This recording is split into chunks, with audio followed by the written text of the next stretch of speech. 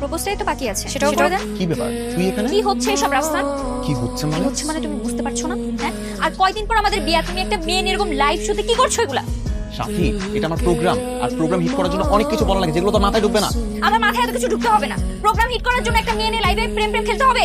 তুই কিন্তু এখানে সিন ক্রিয়েট করতেছিস, অনেক বেশি বাড়াবাড়ি করতেছিস তুই। বারবারই তো তুমি করছো, তুমি আমাকে ধোঁকা দিচ্ছ।